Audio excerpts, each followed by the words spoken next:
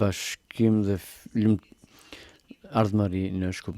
Shkupi sot është qendra e rëndë e Evropës. Për vendin tonë ky takim është vërtetim për përkushtimin tonë në rrugën europiane dhe për rolin që Maqedonia e Veriut e ka si partner konstruktiv dhe aktiv në bashkëpunimin rajonal dhe sigurinë. Me ne është zotëri Kristian Miskovski, kryeministri dhe kryetari i qeverisë së Republikës së Maqedonisë, dhe Marta Kos, komesare e BE-s për zgjerim. Në vijim do t'i dëgjoni fjalimet e tyre dhe më pas do të vijojnë pyetjet e gazetarëve. I jap fjalë kryetarit të qeverisë, Kristian Miskovski. Urdhëroni kryetar.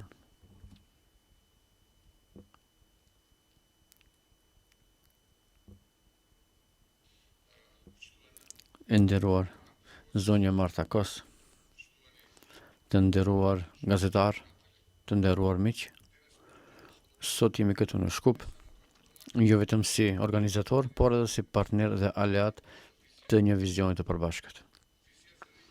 Vizion për rajonin që nuk definohet nëpërmjet problemeve, por nëpërmjet mundësive. Vizioni për Ballkanin Perëndimor që afrohet në BE jo me fjalë, po me vepër, me reforma, me rezultate, me integrim që ndjehet në jetën e përditshme të qytetarëve.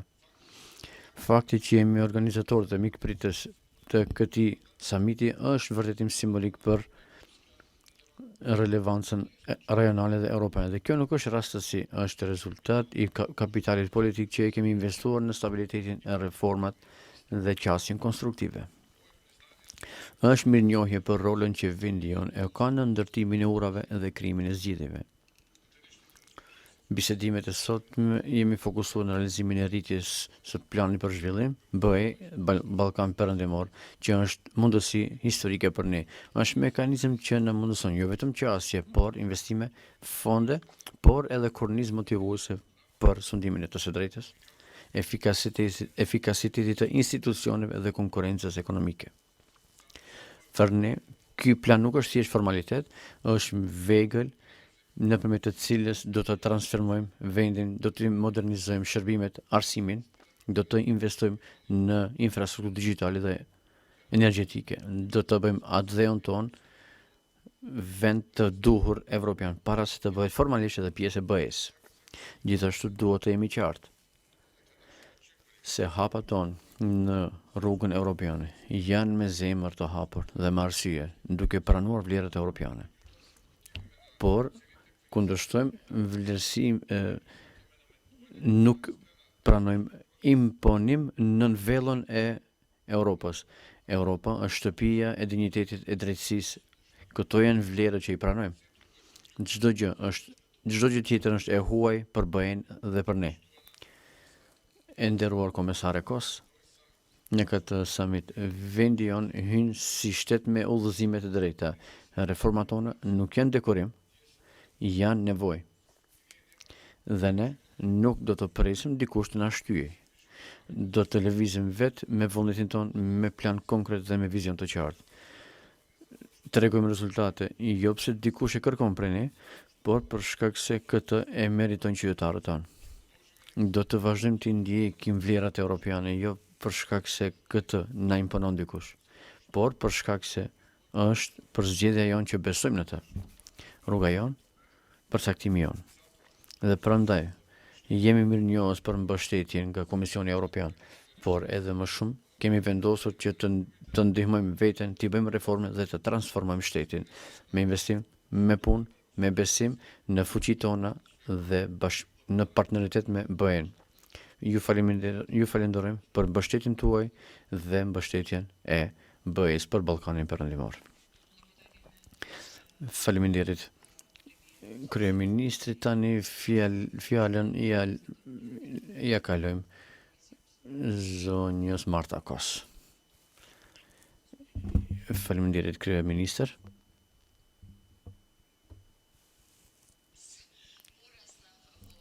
Jam rritur në një shtet dhe nuk kishte nevojë të dëgjoj për kthim. Transformime dhe reforma me çka pajtohem nuk janë thjesht dekorime, por janë vegël se si të bëheni vend antar i BE-s. Prandaj ju falenderoj dhe faleminderit që ishit pritës apo organizator të këtij summiti shumë të rëndësishëm në Shkup. Dhe është kënaqësi që jam këtu për herë të parë si komesare. Para se të flas për planin e zhvillimit, mund të them se vendi juaj po rrimëkëmbet nga një tragjedi kombëtare, një zjarr i tmerrshëm në Koçan. Dua të shpreh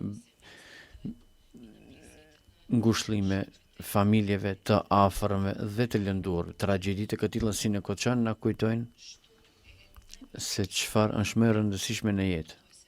Është familja, miqt, komuniteti, bashkësia. Gjëgjësisht njerëzit që ndihmojnë, gjëgjësisht solidariteti në vepër dhe solidariteti nga BE për vendet tona kandidate. Shumë vende europiane ishin pranë jush dhe ju ndihmuan.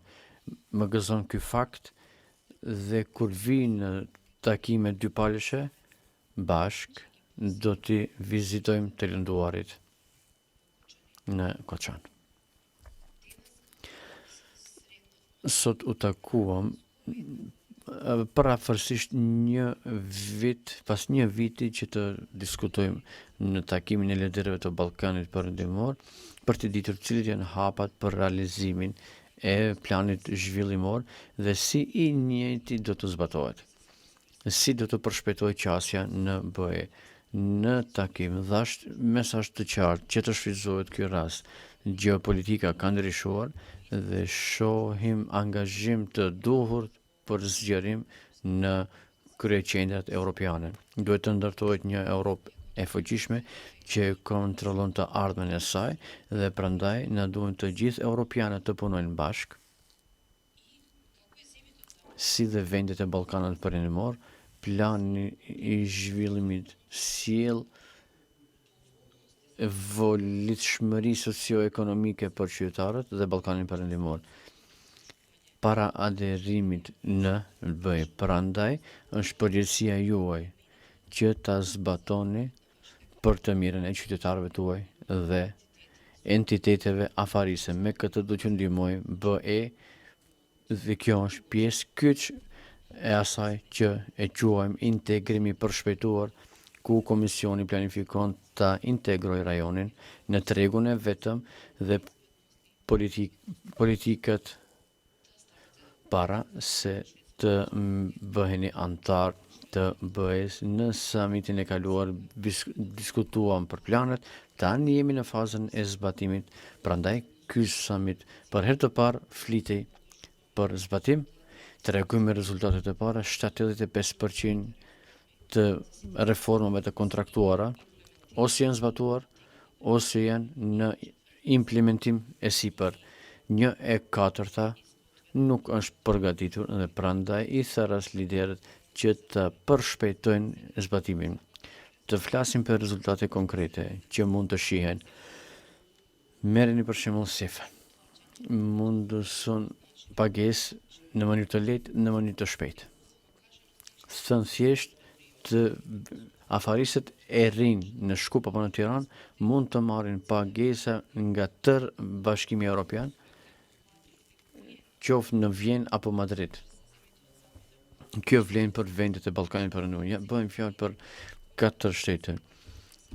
Gjithashtu jemi dakorduar për 11 pika dhe dëgjova nga liderët që janë të përkushtuar që këtë projekt ta përshpejtojnë. Përdoret edhe sateliti Galileo që të ndiqen kamionat dhe të shihet dinamika e se sa shumë pritet ku janë kolonat.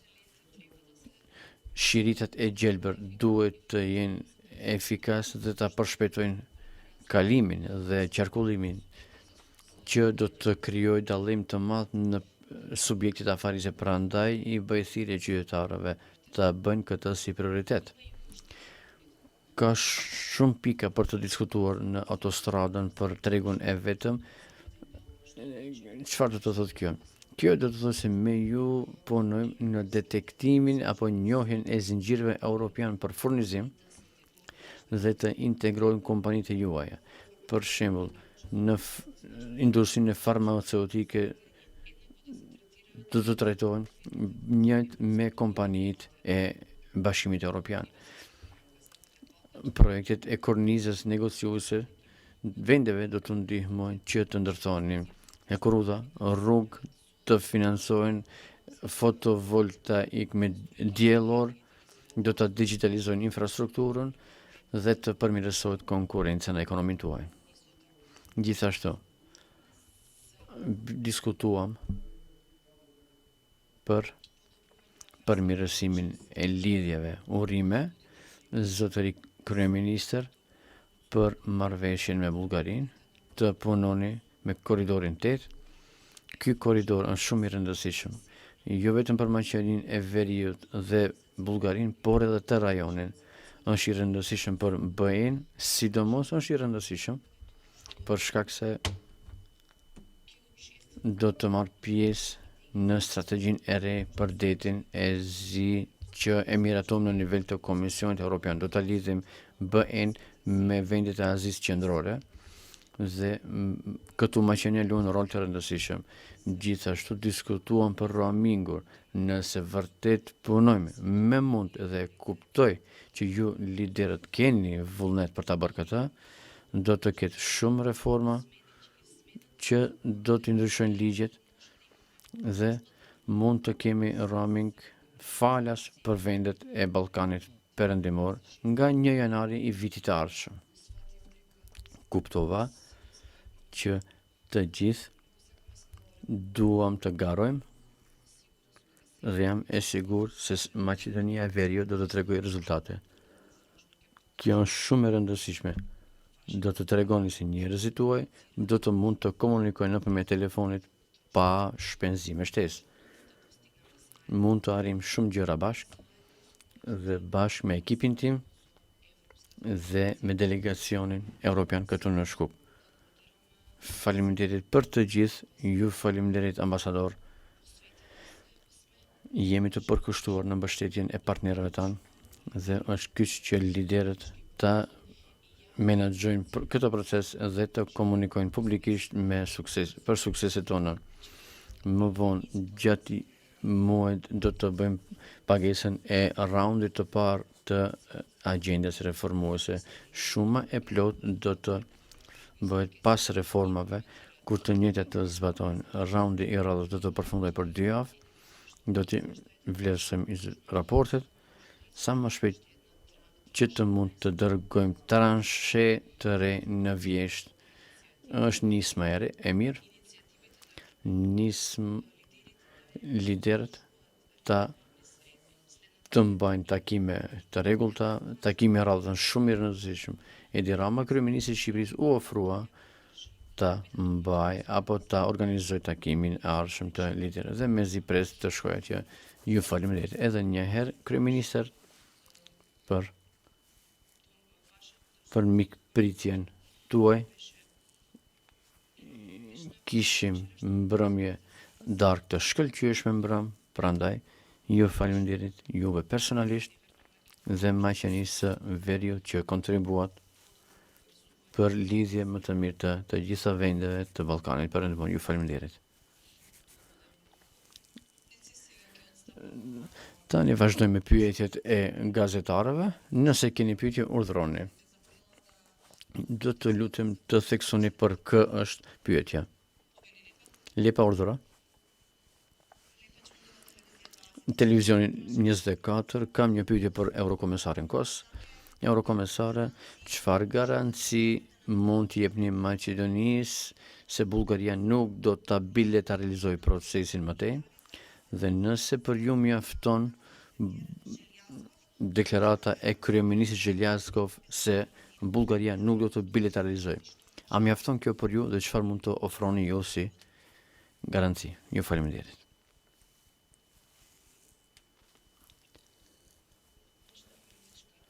Qëllimi jon politik është që të hapen negociatet për Maqedoninë e Veriut.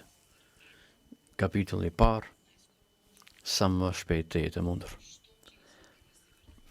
Pasi Maqedonia e Veriut të plotësoj kriteret e dakorduara me Këshillin, gjithsesi do të implementoj përpjekjet që të bëjnë ndryshimet kushtetuese.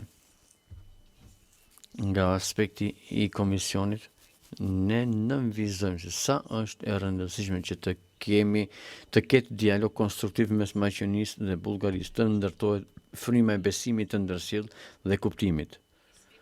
Dhe konsideroj që është shumë e rëndësishme takimi i sotëm këtë po e dëshmon se Maqedonia e Veriut duhet të shtyhet në rrugën drejt zgjerimit, sidomos për shkak se disa vende janë konkurrent të fuqishëm për përfundimin e bisedimeve paraderuese.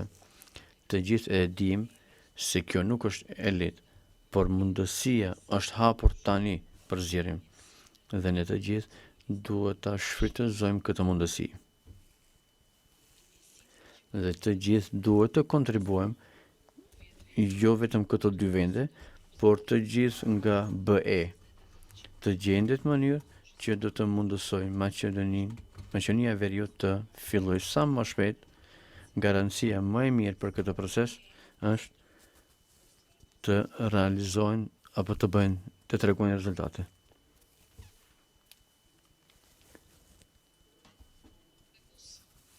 Një pyetje për zonjën Kos. Ka mendime të ndryshme nga përfaqësuesit evropian që e vizituan Maqedoninë, kryetari i Këshillit Evropian, përfaqësuesi e lartë Kallas dhe ju thoni se që të fillojmë hapjen e kapitujve, Maqedonia duhet të bëjë ndryshimet kushtetuese. Por nga Sofia thonë se kjo nuk mjafton, duhet të miratojnë protokollet, sidomos protokolli i dytë me të cilin kemi problem, sepse aty ka çështje dypalëshe që s'kan lidhje me reformat. Komenti juaj rreth amandamenteve bullgare për raportin e Maqedonisë, ku kërkohet gjuha moderne maqedonase dhe kombi modern maqedonas.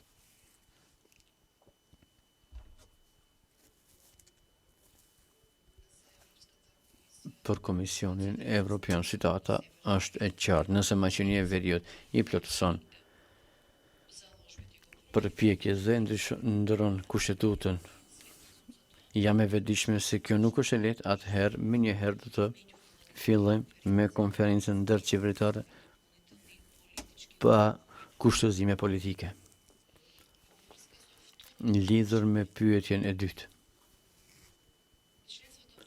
Antarësia në BE, sipas meje, është mënyra më e mirë se si të mbrohet identiteti, kultura dhe gjuha e Maqedonasë. Për shkak se Bashkimi Evropian bazohet me parimin e llojshmërisë dhe për të gjithë shtetet kujdeset për shkak se identiteti jon është ruajtur mirë. Mund të flas nga përvoja personale. Slovenia gjithashtu është vend i vogël, 2 milion popull, por pasi u bëm antar të Bashkimit Evropian në vitin 2004, gjuha slovene është një nga 24 gjuhët zyrtare të BE-s dhe në vitin 2004 e tham të njëjtën. Kur Moldavia gjithashtu u bë vend kandidat në portfolin tim, ndihmojmë në Moldavi që të pengohet narrativi rus se do të humbin identitetin. Identiteti, sipas meje, nuk mund të bëhet asnjëherë vegël e vendimarrjes politike. Identitetin e mbajmë në shpirt dhe në zemër. Identiteti është se si ndjehemi, si e ndjehim adheon ton. Identiteti është ai se si kujdesemi për traditën tonë. Për shembull, manastiret në Maqedoninë e Veriut, pogaçja, fasulje në enë, pin ajvari apo spesat e mbushura. Si për shembull i mbajmë fustanella tradicionale, çfarë raporte ndërtojmë me më të moshuarit. çfarë raporti kemi në ruajtjen e gjuhës. Dhe askush nuk mund t'ua marrë këtë juve Maqedonasve.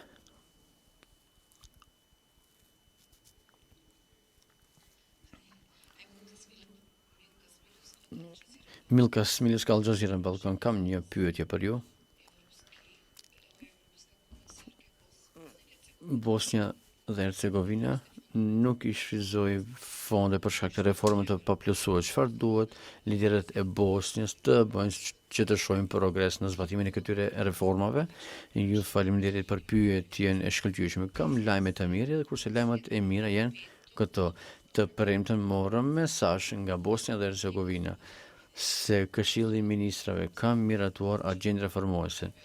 Do të thotë, kushti I parë është të kemi agjendë të këtij reformuese dhe pres që do të kemi informim zyrtar nga Sarajeva në disa ditë të ardhshme. Kur komisioni do të miratojë reformat, do të firmosin marrëveshje, atëherë do të fillojmë të merrim me këtë çështje.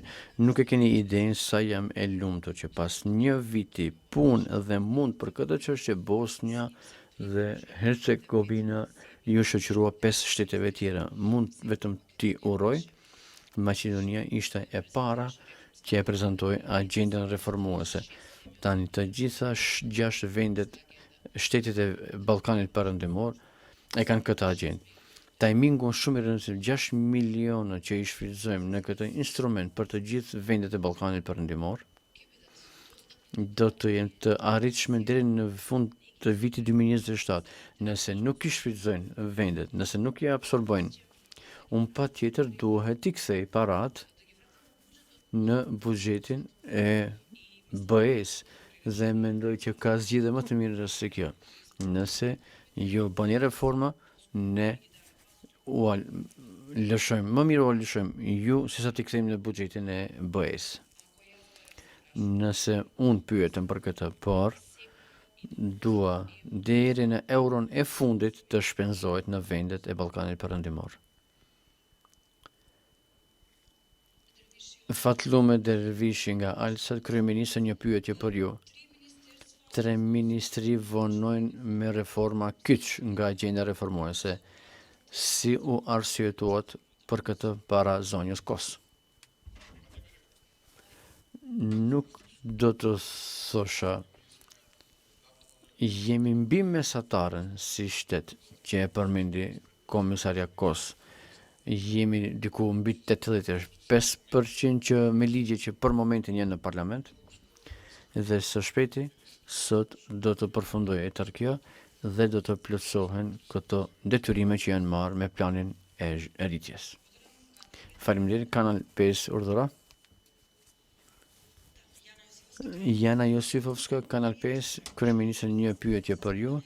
U përmend raporti për Maqedoninë në Parlamentin Evropian. Seanca është caktuar për 8 korrik. Kishte retorik të ashpër mes dy palëve me eurodeputetët bullgar dhe në këtë drejtim, çfarë për momente po bëjmë si shtet me ofanziv diplomatike rreth amandamenteve kontestuese që u përmendën dhe si komentoni kritikat që I kanë nënvizuar raportuesi Vajc. Faleminderit. Lidhur me versionin e raportit që tani është para eurodeputetëve, mund të them që pres inxhiniering të çfarëdoshëm nuk më befason asgjë. Jam më I kujdesshëm kur bëj fjalë për identitetin çdo herë. Po, është ashtu se ne kemi me ne thellë brenda nesh, por më duhet të pranoj se këto 3 dekada kemi humbur një pjesë të madhe të identitetit duke ndërruar flamur disa kushtetutin, emrin dhe në kushte kur nuk kemi garanci. Kjo do të jetë lëshimi I fundit identitar që do ta bëjmë, do të isha shumë më I kujdesshëm sepse udhëhiqem nga maksima mos I dëgjosh çfarë flasin. Shiko çfarë bëjnë. Kurse atë që e bëjnë dhe po e bëjnë ende, një pjesë e deputetëve në nuk ka fqinjon lindor, nuk ka lidhje me vlerat europiane. Për mua, identiteti im nuk është thjesht vetëm kuzhinë maqedonase, por Gosedilçev, Shapkarev, Miladinov, kryengritje Ilin Damegruev, Janis Sandanski, e kështu me radhë. Nuk e di nëse do të ndajnë të mendimin e njëjtë kolegët nga vendi jon lindor, por është identitet Maqedonës.